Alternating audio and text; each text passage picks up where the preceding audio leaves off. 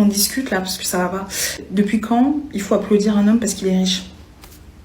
C'est la question que je me pose. Moi, je vais vous expliquer un truc.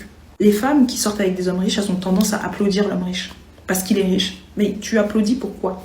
Un homme riche, c'est pas spectaculaire. Hein. C'est juste un homme, il sait se débrouiller avec son corps et ses mains, créer quelque chose avec ses mains et qui génère de l'argent. En fait, c'est une fonction basique chez un homme. Beaucoup sur les réseaux ont une éducation politique insuffisante. Cette vidéo donne un exemple de cela, avec un discours bien problématique. Déjà, les femmes sont résumées à une fonction biologique. Nous, les femmes, on peut mettre au monde des enfants. Pour les hommes, c'est pas un truc de ouf. C'est ta fonction biologique pour eux. Pour eux, t'as un utérus et t'es la seule à pouvoir le faire. Lui, parce qu'il n'a pas cet organe-là, ne peut pas mettre au monde. Donc forcément, quand tu le fais, déjà, il va se dire que toutes les autres femmes le font. Donc en fait, finalement, c'est pas un truc de ouf. Le rôle de la femme, c'est d'enfanter. On exclut les femmes transgenres. C'est pour ça que je considère que la gauche aujourd'hui est female first et non pas women first. Parce que la femme est pensée d'un point de vue biologique, en dépit de soutien de surface aux personnes transgenres. On exclut aussi les femmes infertiles. Et surtout, on renforce l'injonction à enfanter. D'autre part, le rôle de l'homme, c'est d'être riche. Peu importe ce qui claque d'ailleurs au passage, pourquoi vous applaudissez? J'ai pas compris. Des grands TikTok, des grandes vidéos. Regardez ce que mon mari m'a acheté, regardez ce que... Girl. Et puis t'applaudis le monsieur comme ça, pour un truc qu'il était censé faire à la base.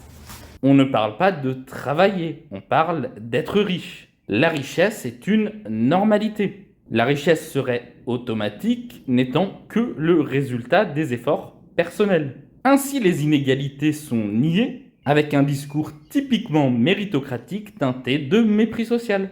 Ainsi, sous couvert de défendre la femme, on produit un discours conservateur. Un discours qui renforce le capitalisme puisqu'il fait de la richesse un objectif en ignorant les inégalités. Un discours qui renforce aussi le patriarcat puisqu'il attribue à chacun un rôle en fonction non de son genre, mais de son sexe. Ainsi le féminisme, quand il ignore l'ensemble des réalités sociales, produit des discours libéraux qui excluent. Et tenir compte de l'expérience des femmes racisées n'est pas suffisant. On m'a qualifié de masculiniste, d'incel, qui hait les femmes parce qu'il est célibataire, sans comprendre d'où je parle. Si on connaissait mes conceptions sur la place des femmes, les rôles genrés, les structures familiales ou la santé mentale, on comprendrait que je suis à des lieues de ça. Mais si on veut lutter contre le capitalisme et contre le patriarcat, ignorer certains discours féminins qui gagnent du terrain n'est pas une bonne idée. Et à tous ceux qui persisteront à me qualifier de masculiniste et d'incel, je vous dirai que votre gauchisme est de surface. Vous êtes seulement dans la posture.